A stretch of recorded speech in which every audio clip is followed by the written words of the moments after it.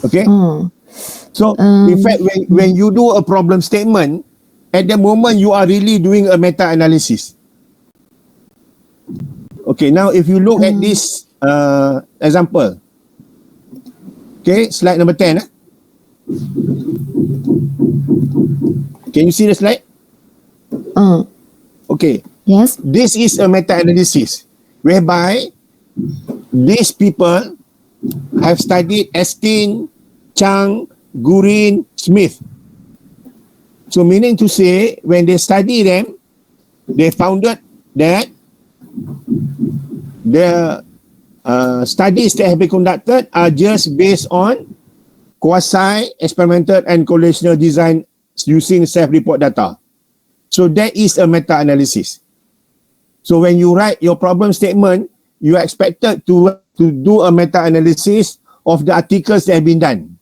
And of course, at the moment also, you will find out whether their conclusion is valid or not.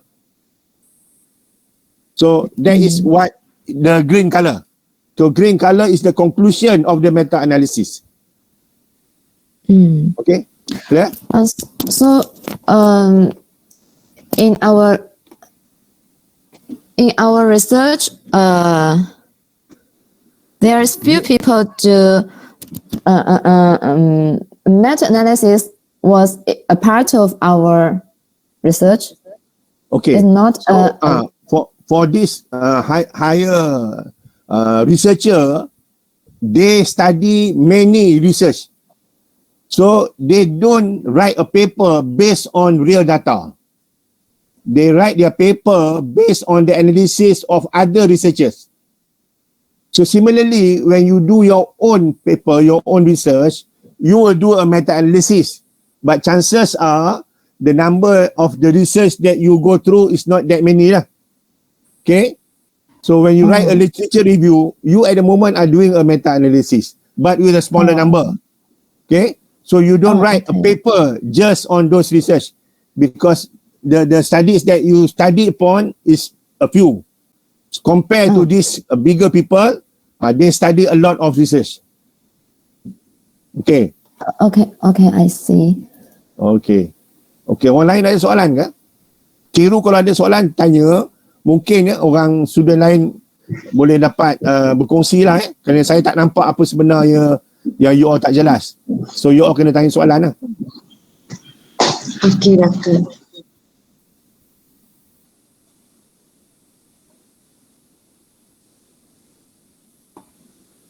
Okay, so kita cuba tengok. Okay, yang dah hantar Tahirul dengan Yanti je. Yang lain macam mana?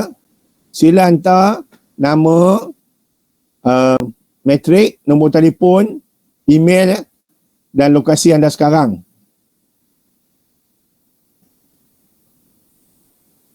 Okay, bersertanya juga soalan. Okay, kita pergi kepada soalan Tahirul. Ada ke Tahirul? Ada, Doktor. Okey. Assalamualaikum. Waalaikumsalam warahmatullahi. Apa beza antara deskriptif dengan inferensi? Baik, bila kita buat kajian, kita mengutip sampel.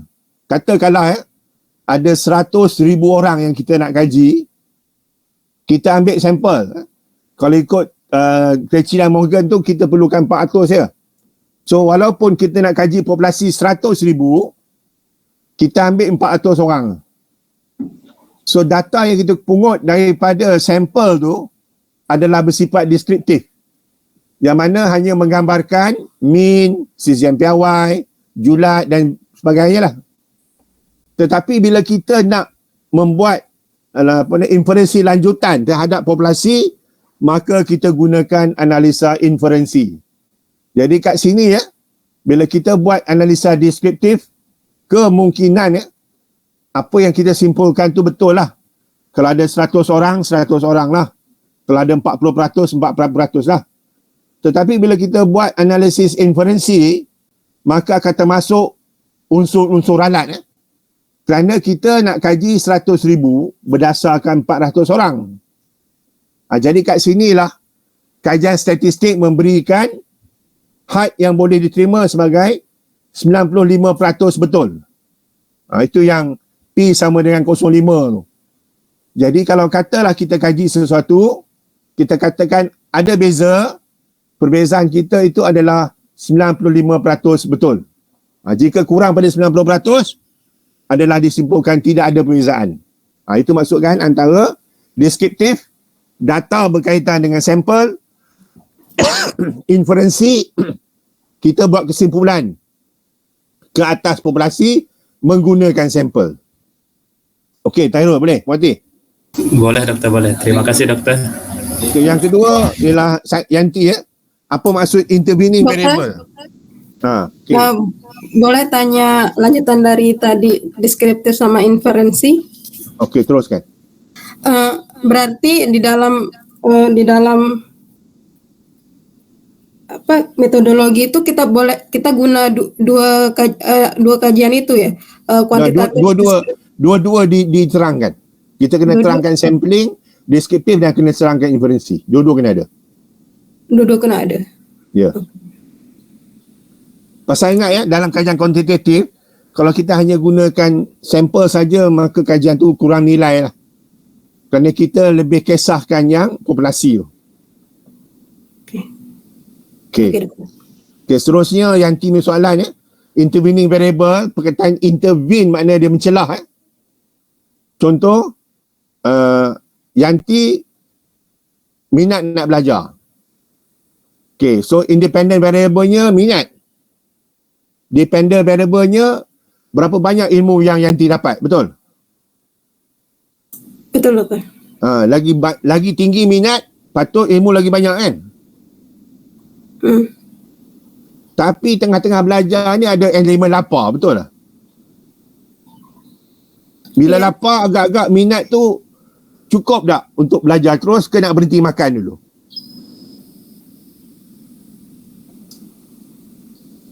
Dia nak berhenti makan dulu kan?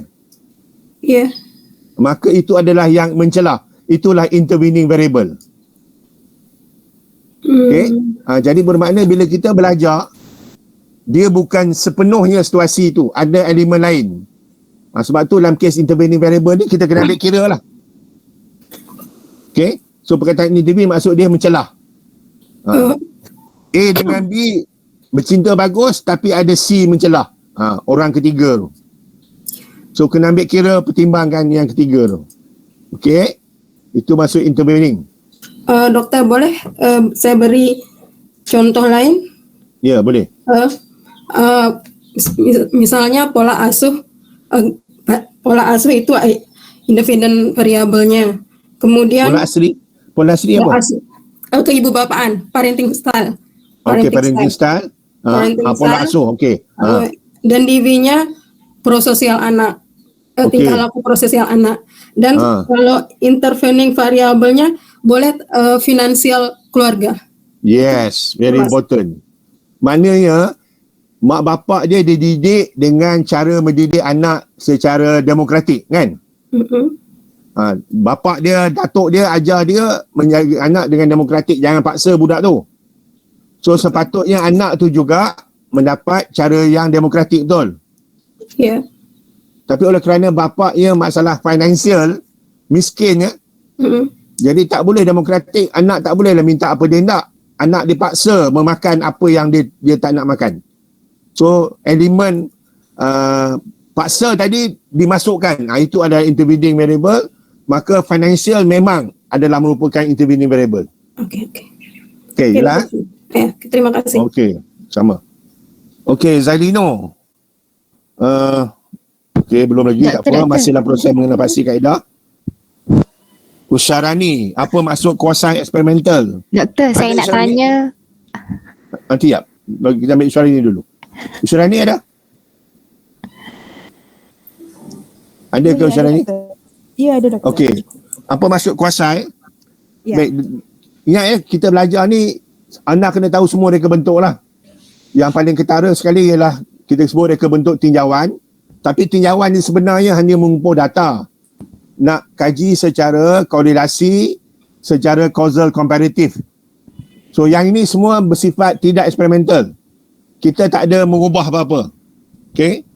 Seterusnya ialah kita cuba buat intervensi. Maka kat sini timbul perkataan eksperimen. Bila ada unsur intervensi, kita panggil dia eksperimen. Tetapi eksperimen ada 3 jenis. Eksperimen yang tidak ada kumpulan kawalan, kita panggil sebagai eksperimen kuasai. Eksperimen yang ada kumpulan kawan, tapi tidak ada penugasan rawak adalah eksperimen kuasai. Dan jika eksperimen itu ada 2 kumpulan dan ada penugasan rawak, maka eksperimen tersebut adalah eksperimen tulen. So saya rasa ada rajah sini. Tengok slide yang ke ini. Boleh nampak Usha? Ya, boleh nampak doktor.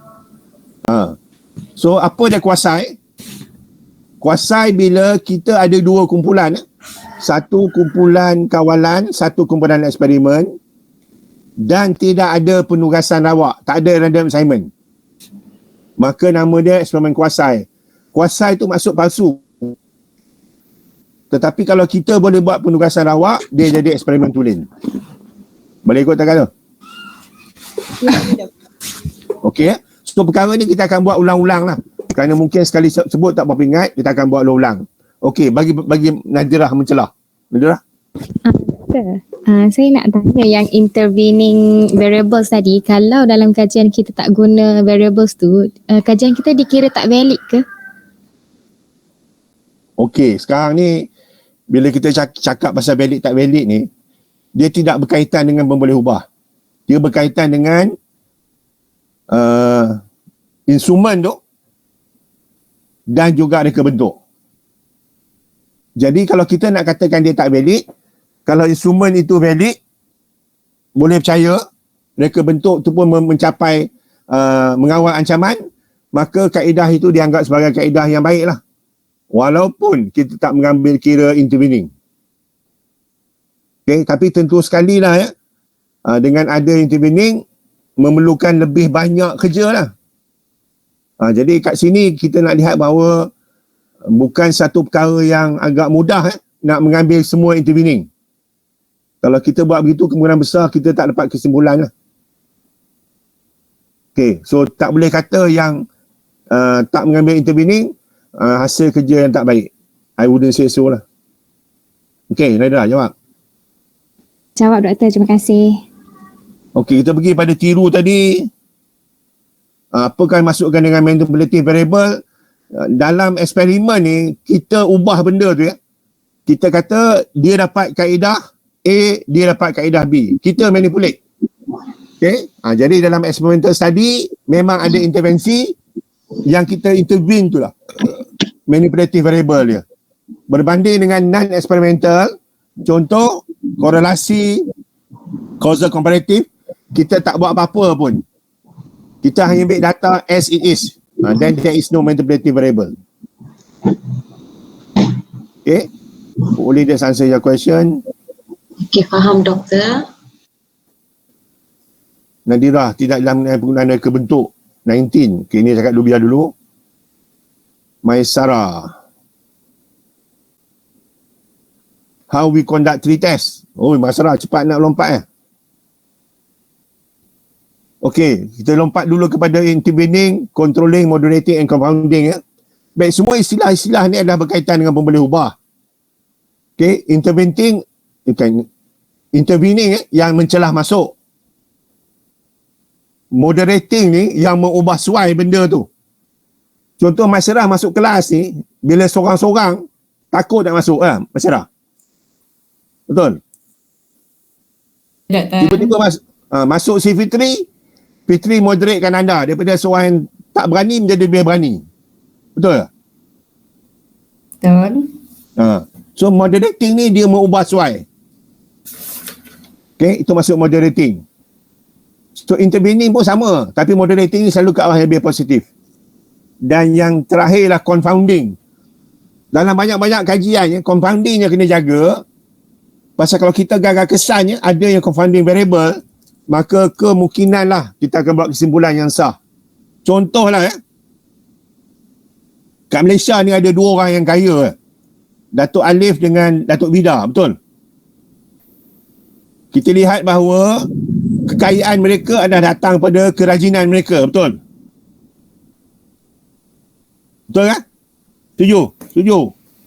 Tapi kena ingat ya, bahawa ada elemen lain yang mungkin menjadikan mereka kaya. Ya, Apa dia? kontroversi. Mungkin lah. Jadi kontroversi tu kita tak ambil kira. Dia sebenar confounding tu. Memang sengaja dia nak kontroversi dan menggalakkan orang. Cuba dulu kan. Tak tahu cuba dulu. So kita cuba, kita dah beli lah. Dia dah untung dah. Kan? Harga RM10, cuba dulu lah RM10 kan mahal. Satu seorang beli RM10, banyak duit dapat dah. Itu ada perkara yang kita tak ambil kira. Itu contoh confounding. Okay? Jadi compounding ni kena jaga-jagalah. Kena ambil kira. Tapi kalau kita nak ambil kira semua, banyak benda confounding. Kat sini balik pada literature. So sebab tu literature penting.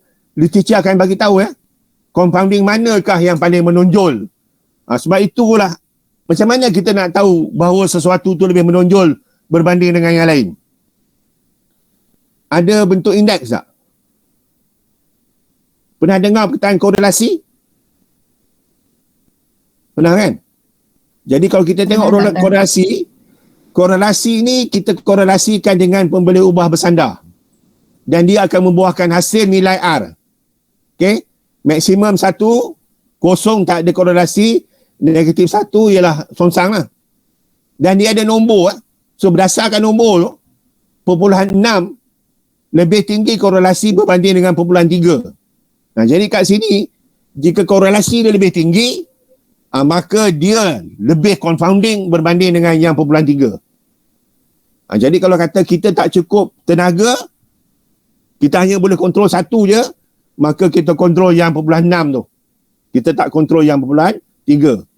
Okay? Kat sinilah nilai confounding ni dipilih berdasarkan kesan dia. Dan kesan dia boleh diukur. Lagi sekali, ini kelebihan kajian kuantitatif yang tak ada pada kualitatif. Dia bagi nombor. Nombor itu membantu.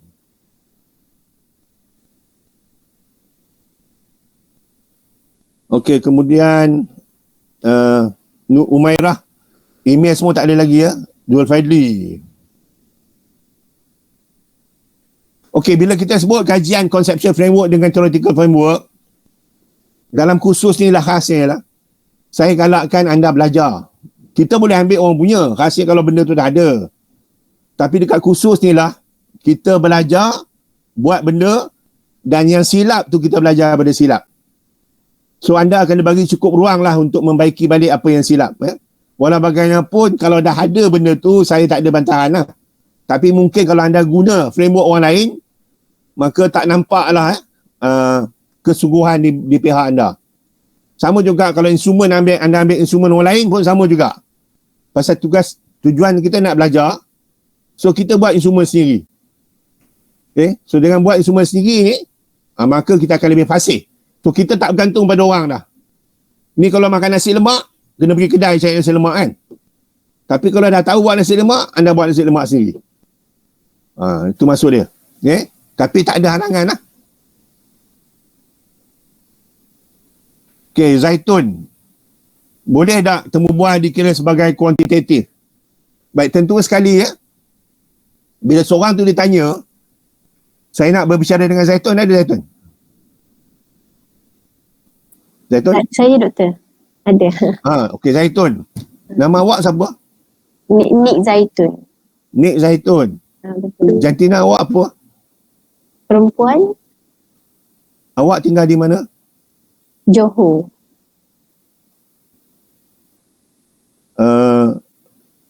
Kaki tangan kerajaan ke? Tidak, swasta. Okey. Berapa soalan saya dah tanya dah? 5. Empat. 4. 4. Daripada 4 tu, 3 awak jawab ya, 1 jawab tidak kan? Ya. Betul. Okay. Bila kita lihat benda tu secara angka, maka temu bual boleh menjadi bentuk kuantitatif.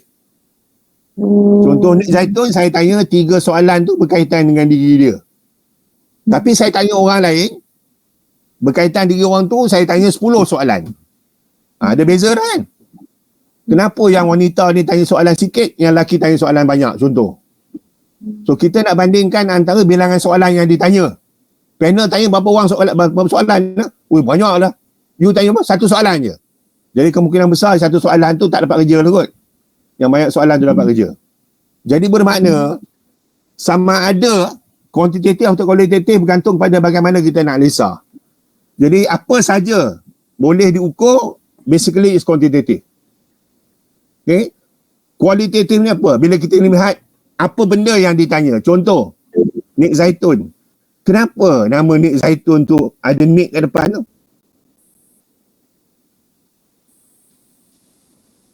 Apa sebab? Sebab keturunan kot. Habis kalau ada dah orang setengah ya, contoh macam Nik Zaitun ada, perempuan dia tak ada kan, baik lelaki kan. Nik Zainal. Tiba anak dia, dapat anak, dia tak nak buat dia tak nak buat Nik Ahmad. Dia bawa nama Ahmad. Boleh tak? Kalau kan? Boleh. Boleh. Ada orang Said tak boleh Said. Ada yang tak ada Said jadi Said pun ada kan? Bapak tak ada Raja Ahmad tak ada. Bapak dia Ahmad. Anak dia buat Raja Muzaffar. Okay, keturunan pertama Raja Muzaffar bin Ahmad. Betul. Orang kata pandai-pandai tambah raja. Tapi bila Raja Muzaffar ada anak, kan? Raja Badrul bin Raja Muzaffar. Siapa tahu datuk dia tak ada raja kan? Ada berlaku tak? Ada. Sekarang tak ada dah. Sekarang Jabatan Pendaftaran dah kontrol. Kan? Sebab itu orang dulu-dulu macam-macam nama. Said lah, Megat lah, entah apa-apa nama semua ada. Kan? Tuan, puan. Pasal apa Jabatan Pendaftaran tak ada peraturan? Sekarang tak ada dah.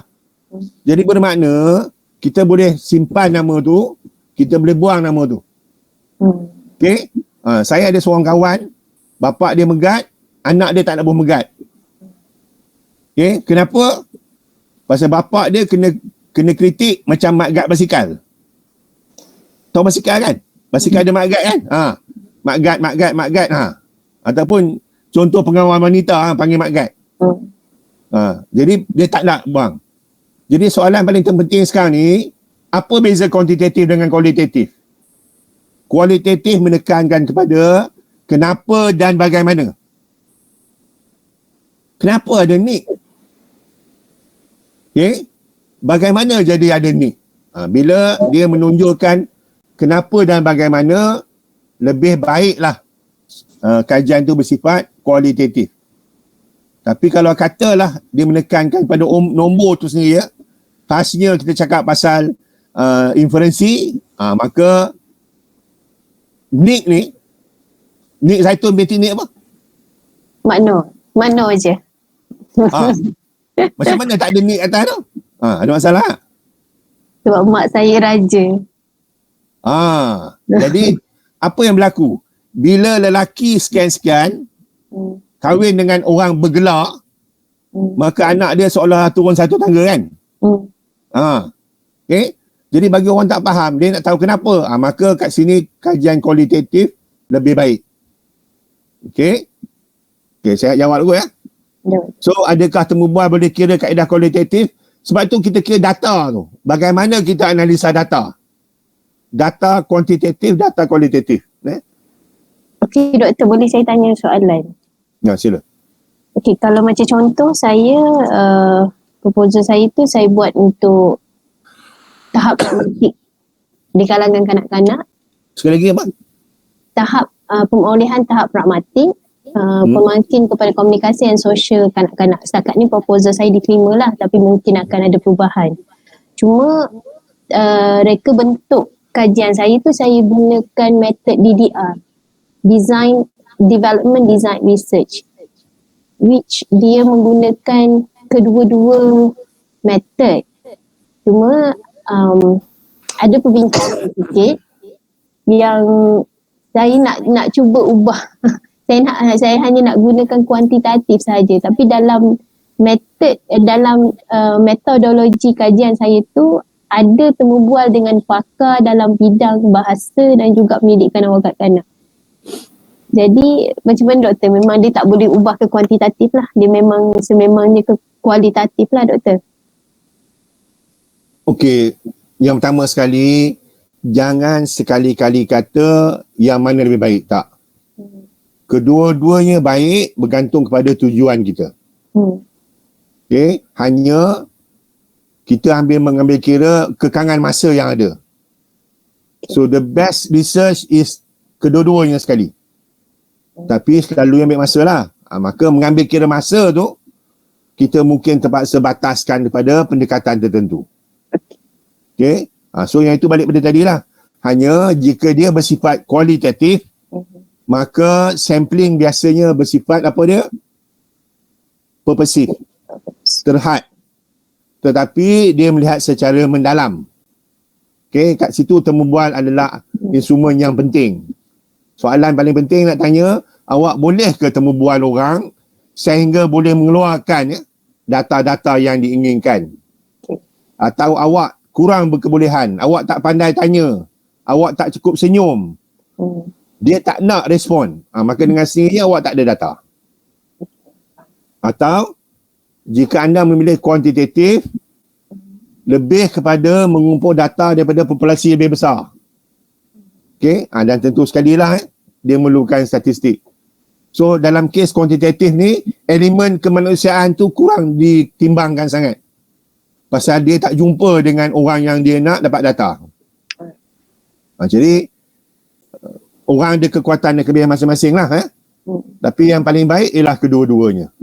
Tapi tentu sekali, ambil kira masa ada batas. Okay. Okay. Terima kasih. Nur Syira, apa maksud eksperimen tulen? Tadi dah jawab ya. Bila ada penugasan awak, ini saya akan terang lebih lanjut lah bila kita pergi kepada eksperimen tulen nanti. Bagaimana kita menentukan kaedah yang betul untuk kajian kita? Mungkin yang paling penting banyak bertanya lah. Banyak bertanya, banyak baca lah. Itu tak ada pilihan. You have to read, you have to understand. Kerana dalam penulisan, termasuk dalam kursus ni, anda kena bagi sebab kenapa anda buat begitu. Kalau saya tanya awak, dari sini, tengah hari makan nasi ke? Ya. Kenapa makan nasi? Tahan lapar. Kenapa tak makan tosek ke? Bukan kebiasaan. Okey. So bermakna anda buat sesuatu tu berdasarkan kebiasaan. Betul? Ya, betul. Tapi kalau katalah anda berpeluang pergi ke mana-mana tempat, tak ada nasi. Katalah anda terpaksa duduk kat Europe, nasi tak ada, apa pun tak ada. Yang ada hanya apa? Katalah contoh daging je. Macam mana? Boleh tak atasi kebiasaan? Rasa adjustkan kot, ikut kesesuaian tempat. Jadi kat sini justifikasi adalah penting. Kita kena buat sesuatu kerana benda tu berguna. Kenapa tak sesuai makan daging as your makanan utama? Sebab tak dipraktiskan and not supposed to eat. Sebab tak apa? Tak dipraktiskan and memang tak boleh nak makan sebab ikut ke agama kan. Oh okey, itu kalau kata lembu lah, betul? Ya. Okey, kalau kambing boleh? Kan, boleh. Okey. Sekarang ni nasi tak ada, ni ada kambing. Why do you need to keep eating kambing? Is it right or wrong? Is it okay, tak okay? Still okay juga. Masalah dia, asas kepada pemakanan kita ni ialah untuk mendapatkan tenaga. Tenaga ni datang daripada karbohidrat. Sedangkan daging adalah sumber bagi protein. Bermakna food intake kita basically, if you tak boleh makan nasi, kena cari benda yang berasaskan karbohidrat, even though in Europe. So apa yang ada? Mungkin roti, mungkin pasta, kan? Nampak tak? So your choice of kambing is wrong lah. Wrong not because of tak suka ke agama, tak, because it's not providing you tenaga. You kena ganti dengan something else yang juga beri tenaga. Jadi kat sini justification adalah benda penting. So in your run up nanti, anda diharapkanlah menjustifikasi kenapa you buat benda tu. Tadi saya bagi tahu pada Zaitun kan, kenapa guna kuantitatif, Zaitun? Tujuan dia apa? Tujuan ni untuk dapatkan numbers. Nak buat generalisasi. Generalisasi. Kenapa buat kualitatif? Kerana nak melihat dia secara mendalam. So balik pada tujuan kita buat tu. So that's very important. So yang itu perlu ditunjukkan dalam anda punya penulisan. Okey, kemudian Umairah. Test. Okey. Anda akan gunakan 3 instrumen ya. Anda akan buat ujian, buat soal selidik dan juga buat pemerhatian ya, sebagai alat untuk mengumpul data. Okey, lepas ni kita akan pergi kepada taksiran tu nanti. Hafidah. Mengapakah kes case study, kenapa bangkitkan benda ni dalam kursus kuantitatif? Hafidah. Saya tengok dalam slide doktor tadi daripada range low evidence of effectiveness until the high evidence of effectiveness. So I'm wonder kenapa case study atau etnografi ni dijadikan kenapa dijadikan dikategorikan justify sebagai low evidence of effectiveness. Is just wondering lah. Yeah,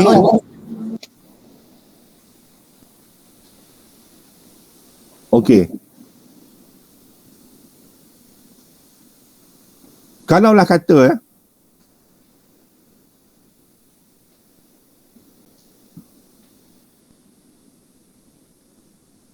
saya tanya pelajar lain berkaitan dengan Hafidah.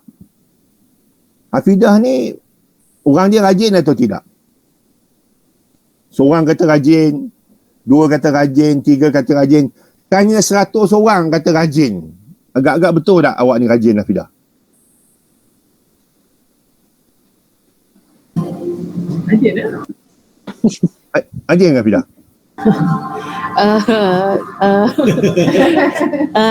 Rajin lah kot. Tak rajin saya pasal- boleh sambung belajar master kan? Tak, pasal 100 orang tu. Tapi bagi qualitative study, dia tidak menggunakan bilangan yang ramai. Okey. Hafidah tu macam mana? Rajin tak? Hafidah ni memang kalau dia belajar sampai pukul 1 pagi, pergi library sampai library tutup. Tapi semua tu tidak diceritakan oleh orang yang ramai. Okey. Dia diceritakan oleh beberapa orang secara mendalam kan. Oh, in depth. So dalam kes kualitatif ni, balik pada tadi, dia more concern dengan kedalaman sesuatu. Tapi bila kita nak percaya, kita tanya 3 orang tu. Awak ni yang tadi 4 orang tu ke? Ya, betul. Kalau saya tanya 3 orang awak punya kroni tu, semua kata awak bagus. Kan? Okey, dah nampak. Okey, Jadi alright. kat faham. sini, dengan 3 orang tu, tak boleh percaya ni 3 orang ni semua si Hafidah dah bayar dia orang dah. Tengah hari ada belanja makan kan? Tetapi kalau kita tanya 100 orang, 100 orang ni rawak kan, dia kenal you je, tak kenal secara mendalam. Tapi majoriti lah, 95% kata you ni rajin. Lebih boleh dipercayai berbanding dengan 3 orang kan. Okey, nampak doktor, Okay, nampak. jadi kat sini, nombor memainkan peranan. Sebab tu in terms of evidence lah. Kalau kita cakap pasal banyak, we go for quantitative. Tapi kalau kita lihat mendalam, then it's more on the qualitative study. Tapi lagi sekali lah, saya nak tekankan ya, jangan sekali-kali kata one is better than the other. No. Kerana kedua-duanya memenuhi tujuan yang berbeza. Okay? Faham. Mana lebih penting, suami ke isteri? Sama-sama penting. Istilah dia kan sama-sama. Apa istilah lebih tepat daripada sama-sama penting? Saling memerlukan. Saling melengkapi. Saling melengkapi. Sambing. Nadira tu dia pernah dengar dah tu, Nadira ya? Nadira? Pernah. Nadira dia dah pernah dengar dah. Saling melengkapi. So apa yang short di pihak suami, isteri tampung. Okay? Apa yang short di pihak isteri tampung, suami tampung. Sama juga dengan kualitatif ni. By itself dia tak boleh buat. Ya? Kita boleh dapat data kuantitatif yang bagus lah. Tapi bila kita minta elaborate detail, kemungkinan besar quantitative tak boleh bagi. Tapi kalau kita ada data qualitative yang bagus, awak boleh tak discuss hafidah? Memang daripada A sampai Z, kepala ke ekor semua boleh describe. Kan? Tapi sejauh mana sifat hafidah tu juga wujud di kalangan pelajar-pelajar lain. Tak boleh dah. Okey, faham.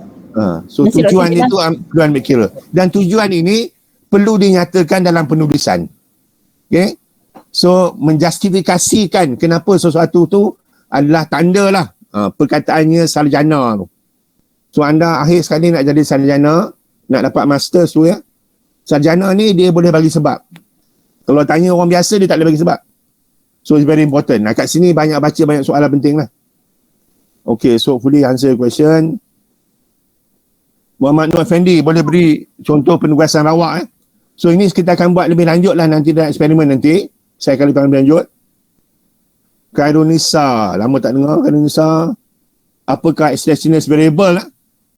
Benda-benda pemula ubah yang mengganggu. Yulu, causal comparative, a kind of true experiment. Okay, causal comparative is not an experiment. Dia non-experiment lah Yulu It doesn't involve any intervention. We study things as they are. Okay? So it's not an experiment. Experiment, a pre, a quasi, and a true experiment, and also a factorial. There must be an intervention. Okay? Then only it's an experiment. In the case of causal comparative, we are studying things as they are. It has happened. So it's not a experimental study. Oh, okay. But never say it's not good lah. Okay? Because before you do an experiment, it's better for you to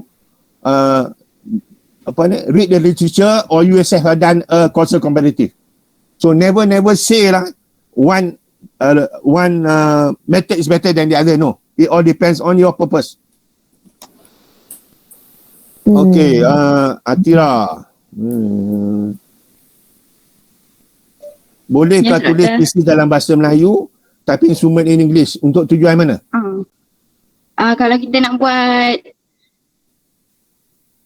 research. Okay, kat sini ya, jika tulisan dalam BM, maka kesemuanya kena dalam BM lah. Dalam lampiran anda, dalam lampiran anda, anda sertakan yang bahasa Inggeris asal. Tapi dalam teks tu, anda mesti dalam bentuk diterjemahkan. Okay? So kita terjemah sendiri ke atau kena? Okay. Yang terjemah ni, yang terjemah ni, satu konsepnya dia panggil back to back. Lagi sekali ya, contoh Atira jumpa satu instrumen dalam bahasa Inggeris. Okay? Awak katakanlah minta orang lain terjemahkan ke BM. Contohlah, ayat tersebut, I am eating rice. Contohlah kan. Dia terjemahkan, saya sedang makan nasi. Kan? Betul. Kemudian, ayat tu diterjemahkan oleh orang lain balik ke bahasa Inggeris balik. Jadi boleh tak, I am eating rice, jadi saya sedang makan nasi, dan bila dia terjemahkan balik orang lain, dia juga akan kata, I am eating rice. Dia tak kata dia tak kata the rice have eaten me, tak ada. Jadi jika itu sama, maka baru dia sah. Itu yang panggil back to back tu. Jadi bermakna penterjemahan boleh berlaku tapi mesti bersifat back to back. Kalau tidak nanti ini yang berlaku dalam kebanyakan kes dah, termasuklah bahasa Arab jadi bahasa Melayu lah kan. Contoh yang paling ketara sekali, Atira, awak adalah fitnah untuk ibu bapa awak. Betul ke?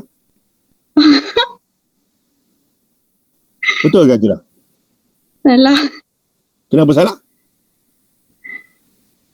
Saya tak ada apa-apa nak difitnahkan. Kerana awak menganggap bahawa fitnah itu adalah benda yang tak elok kan? Tapi semua anak perempuan adalah ujian pada mak bapak dia kan? Betul tak? Betul. Kerana mana-mana ibu bapa yang ada anak perempuan, dia didik anak dia yang perempuan tu bagus-bagus, kemudian anak perempuan tu dia lepaskan pada suami yang bagus, mak bapak tu boleh katakan dapat tempat syurga, betul tak? Tahu tak tu? Betul. Berbanding anak lelaki. So anak lelaki kelebihan tu tak ada. Tapi kalau mak bapak biaya didik anak perempuan, dididik dengan baik. Okay? Tak buat kerja merepek dan bila tiba masa dia dikahwinkan, maka lepaslah tanggungjawab mak bapak dia sebagai wali. Syurga tempat dia. So awak sebenarnya sebelum dilepaskan adalah fitnah untuk mak bapak awak kan? Fitnah ni maksudnya apa kira? Macam boleh jadi benda buruk. Ujian. Ujian lah. Fitnah ni sebenarnya bahasa Arab kata ujian. Bukan fitnah kita gosip tu, tak? Nampak tak? Jadi perkataan yang sama ni telah berubah makna akibat terjemahan. Sebab itu nak ngelakkan daripada berlaku salah data, salah kesimpulan, mesti buat back to back. Jadi macam tadi kan, I am eating rice, saya sedang makan nasi. Tiba ayat menjadi nasi makan saya. Jadi ada masalah lah. Jadi lain. Sebab tu awak boleh ambil untuk diterjemahkan, tapi mesti melakukan back to back. Dan tentu sekali lah, bergantung pada mood awak. Atira buat mood apa? Saya mood B. Kalau mood C ni kebanyakan peraturan tu agak kendor. Tapi saya rasa kalau mood B, mood A, dia nak pengesahan daripada orang yang ada kebolehan bahasa lah. Jadi dia tak boleh nak ambil mana-mana orang kan. Kalau untuk mood C dia tak kisah. Tapi kalau mood B ke atas, memang yang menterjemahkan tu memang ada, orang cakap apa? Ada ilmu lah dalam boleh terjemahan. Expert dia doktor. Apa dia? Kesahan expert. Kesahan expert. Okay. Sebab saya banyak jumpa tadi, doktor. Apa dia? Saya banyak jumpa macam kalau dia nak convert to the other language, dia kena macam buat satu study lagi, kena tengok reliability semua benda tu. So macam panjang lah juga. Tak. Tak juga. Okay, balik pada tadi. Reliability ni lah nak melihat sejauh mana instrumen tersebut boleh percaya. So it is not another study. Ini biasa kita buat dalam kajian rintis. Semua instrumen yang akan digunakan mesti dilalukan dengan kajian rintis dan salah satu padanya ialah kita menggunakan sejumlah kecil lah untuk menjawab kita punya instrumen tu. Okey, ini kita akan lebih lanjut akan datang lah. InsyaAllah kita akan jumpa. Okey. Terima kasih. Okey, tu balik pada tadi ya, kalau katalah Atira atau anybody else, bila anda boleh menterjemahkan instrumen ke dalam BM yang betul, maka awak cuba bayangkanlah instrumen tu boleh digunakan oleh berbagai orang kan. Ini saya kata sebenarnya bila awak buat kajian tu, pahala yang akan datang tu memang banyak sangat lah. Dia bagi manfaat pada semua orang. Dengan syarat dilakukan dengan betul lah kan. Bukan tujuan dia semata-mata untuk berkongsi. Betul.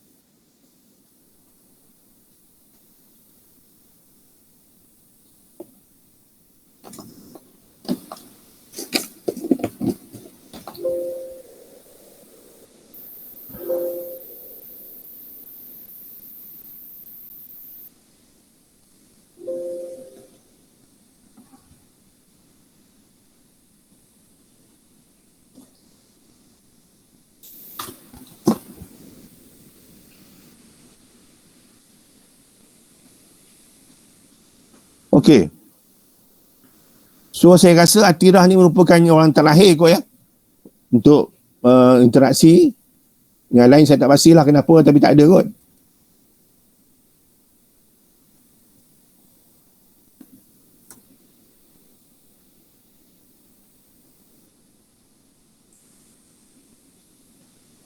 Okey, so kita balik kepada taksirannya yang dibangkitkan oleh Maisarah tadi.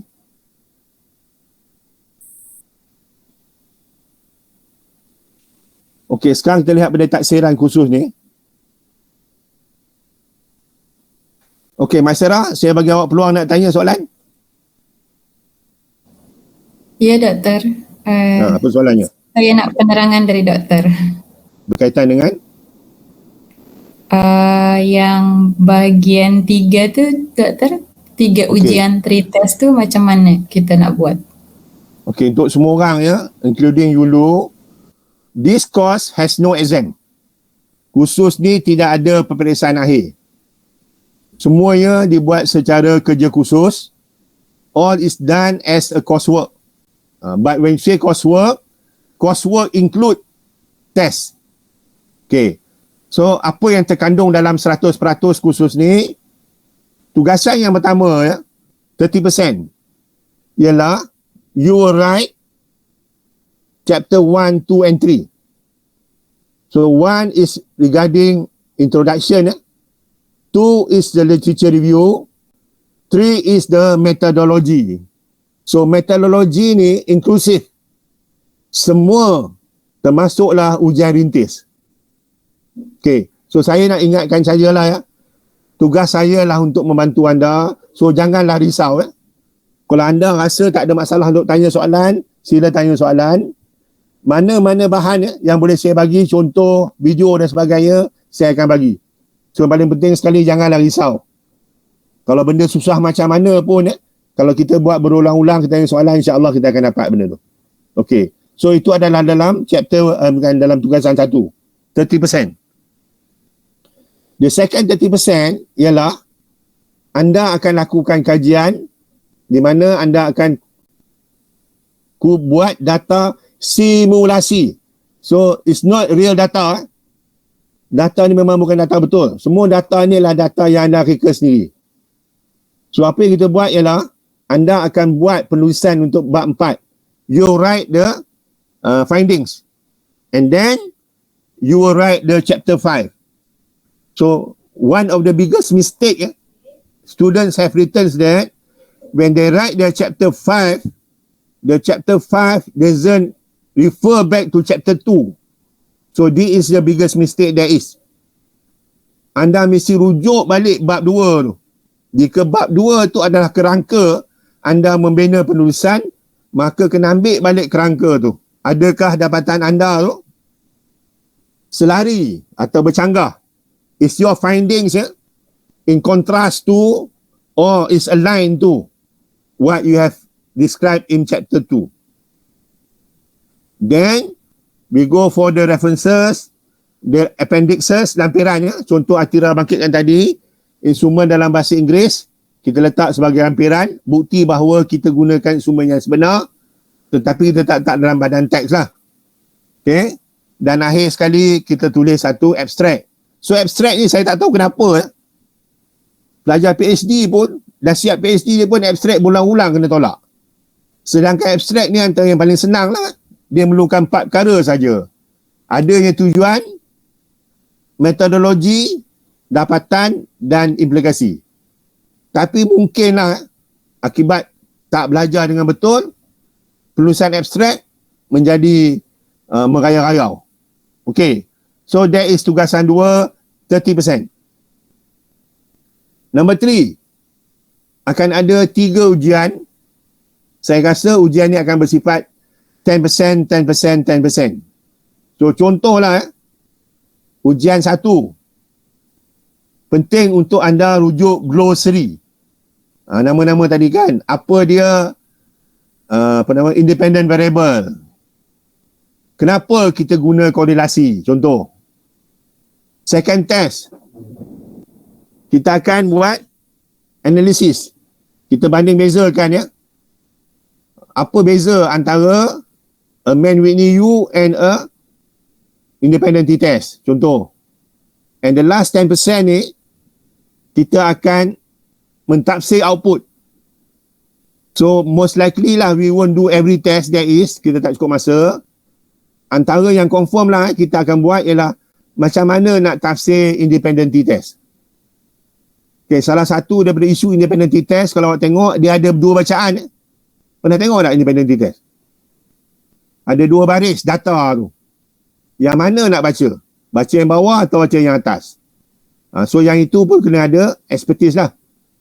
Dan kenapa dalam independent t-test kita baca mean, tetapi dalam Mann Whitney U kita baca dia median. So why is that? Okay, then which is better? Maka ini akan disoal dalam ujian yang ketiga. So semua ini saya akan bagi contoh-contoh soalan. So anda akan jumpa soalan dulu sebelum anda jawab the test itself. Itu adalah tugasan yang ketiga. Last sekali, yang keempat. Okey, bila anda melakukan anda punya ujian simulasi tadi, kajian simulasi tadi tu, memang kita inginkan berkongsi dengan kawan-kawan lah. So you will present to the whole class, and of course kelas akan komen lah khasnya apa yang betul, apa yang tak betul. So bila kita baca mana-mana artikel, kita akan fokus pada 4 perkara. 1, reka bentuk. 2, pensampelan. 3, cara kumpul data including instrument, dan 4 ialah cara analisa data. So when we read any article, we will focus on 4 main things. What is the research design that is used? What is the sampling? What is the instrumentation?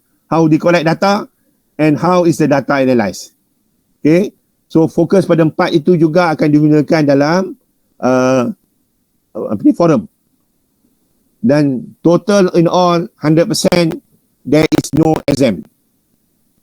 Okay. So buka soalan.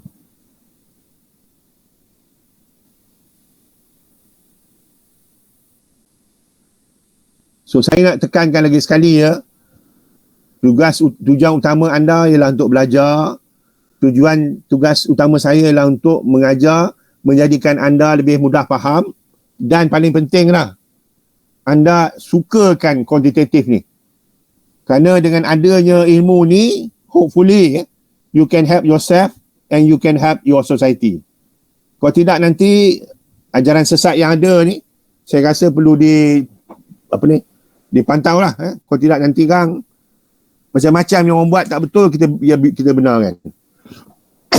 Okay. So please don't worry about the content.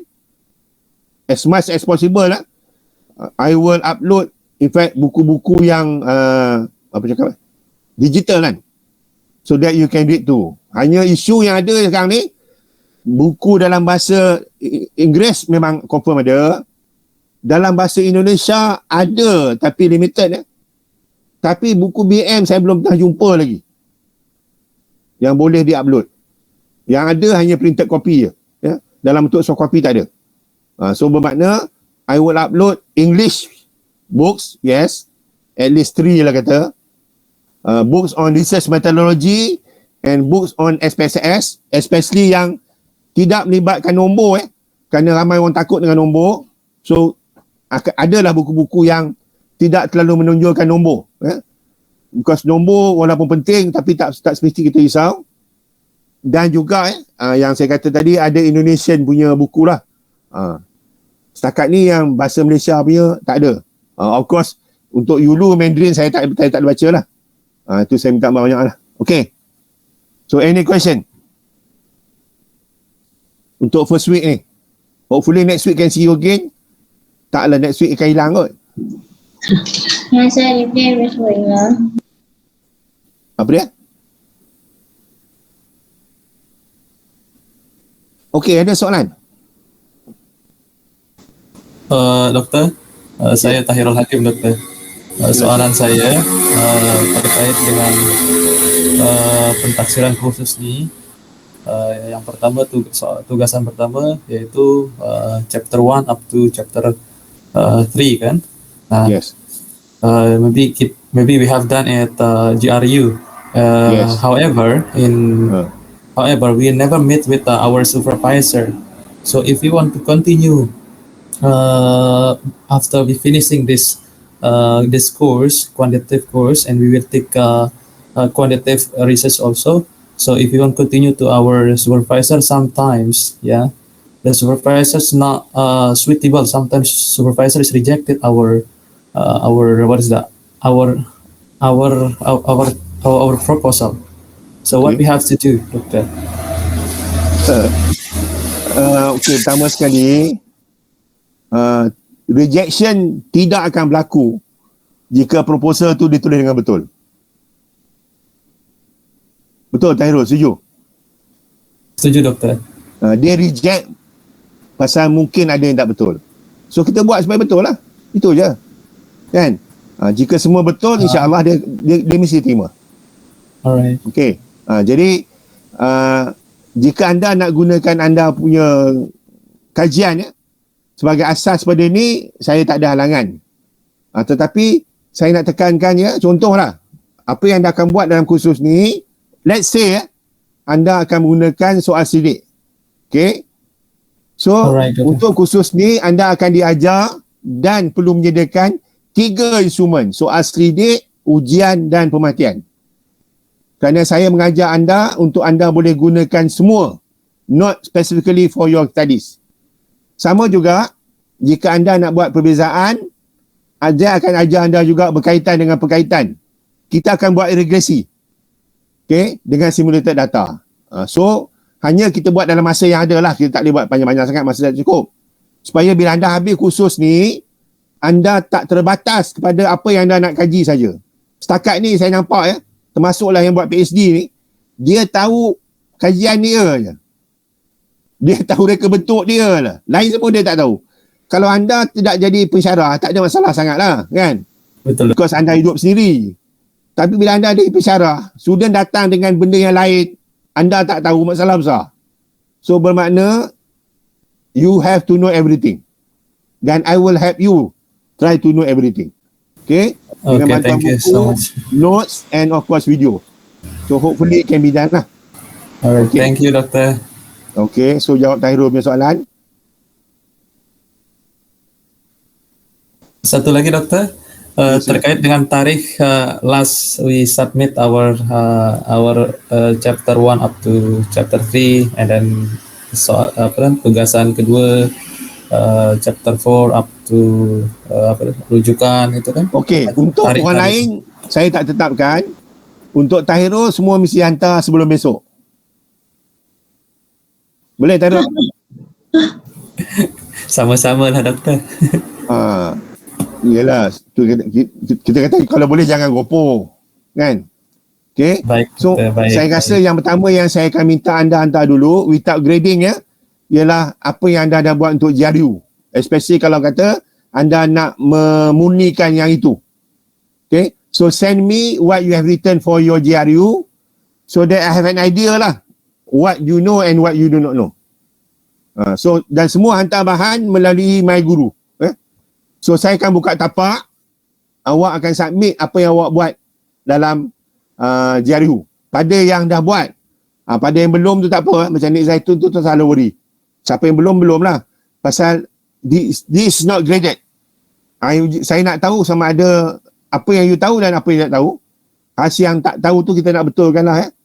Macam Tahirul kata nanti kena reject. Tapi kalau kita buat benda betul, insyaAllah dia tak reject lah. Okay so penghantaran ni memang still very early. Saya akan minta anda hantar untuk yang chapter anda buat untuk GRU saja dulu. Okay?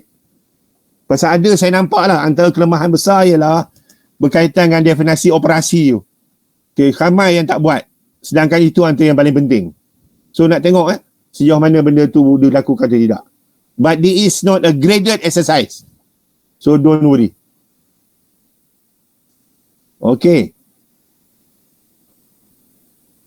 So ini minggu pertama, saya tak nak bebankan anda dengan agak yang berat-berat. Tapi insyaAllah kita nak jadikan benda ni seronok belajar lah. Kalau tidak nanti dia akan jadi apa? Intervening variable. Okay. So any question? Sila baca nota-nota slide ni dulu. Dan kalau perlu tanya saya lah dalam kelas.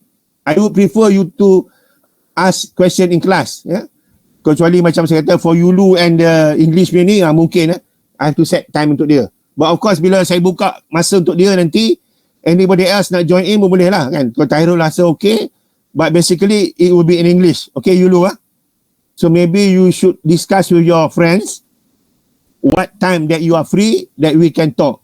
Maybe we do it at least once in 2 weeks ke? Okay, to cover up any content. And of course the content itself is in English textbook. So that's not so much a problem lah. After we discussion, we will send you by email. Give me choices lah. What time that you are available. We do it at least 1 in 2 weeks lah. At least 1 in 2 weeks. Okay? So any shortcomings from this class, I'll explain to you in English during that particular class. Because most of the class students here are more conversant in BM lah. Kan? Kecuali Kadunisa tak biasa BM kan? Ada Kadunisa? BM lah doktor. Oh, awak BM ke? Oh, saya ingat orang Terengganu cakap bahasa lain. Okey, tak ada ya. Okey, BM. Okey. So ada soalan. Untuk hari ni kita tamatkan dulu. Ingat ya, this week is just an introduction. Nak meyakinkan anda, insya-Allah lah 14 weeks ni you be safe. Tapi pilihan pada anda because memang ada grup lain, kalau saya tak silap Jumaat, Sabtu your choice. Excuse me, doctor. Yes. I'm doing my master of early childhood education, but I'm not sick. So for this course, which chapter do we need to do? Which chapter? Yeah, which chapter? Is it chapter 1? No. For this course, we will do the whole 1, 2, 3, 4, 5 chapter, the complete set. But definitely, it won't be in detail lah. Considering the time that we have, but at least it gives you a picture of what every chapter should have. So you are not expected to write the full detail, no. But you know what should be contained in chapter 1, 2, 3, 4, 5. One problem that I've seen is that students, when discussing chapter 5, they fail to include chapter 2. Okay? So we don't want that to happen. So unless you do it more on a superficial level, then we can avoid this kind of problems. The other thing, in chapter 1, one of the more important parts is definition of operation. Okay. This thing should be tied to chapter 3. But as is right now, when students explain their definition of operation, they only define without explaining how they are going to measure. So we will try to avoid this kind of problems. That's why we need to write the whole 5 parts, but not in total detail, no. Okay, yeah. Okay. Sure. Yes, doctor. Yeah, I got it. Okay. So I think there's 3 of you. Who's one more? Shadayan, Yulu, and one more. But never mind lah. See you again next week. Okay. For those who have not sent in your details, please do so. Okay. Yeah, I will send by email.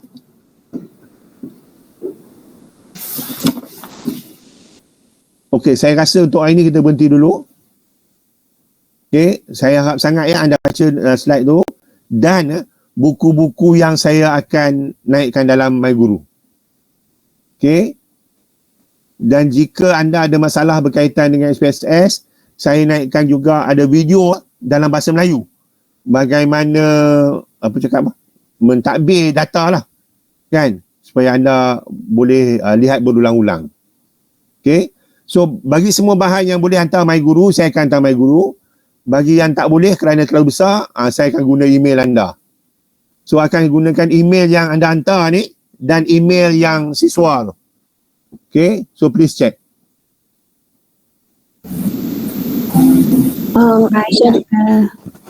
Doktor, saya ada soalan. Nombor yang doktor bagi dekat dalam performa ni, nombor ni boleh guna WhatsApp ke? Boleh kita texting WhatsApp? Yanti dah mengeling kepala. Tanya Nazira pun mengeling kepala. Saya ni zaman dinosaur, Zaitun. Okey, tak apa. So tak ada WhatsApp ni. Baik. Tapi saya ingat saya nak lantik seorang jadi pengulu lah. Supaya jika ada problem timbul, dia jadi orang tengah lah. Macam mana Nazira, boleh? Boleh doktor. Okay, so Nazira akan jadi ketua kampung lah. Boleh doktor. So apa-apa nanti mungkin Nazira akan WhatsApp kan lah jika ada perkara yang perlu disebarkan. Okey. Beres Nazira? Beres.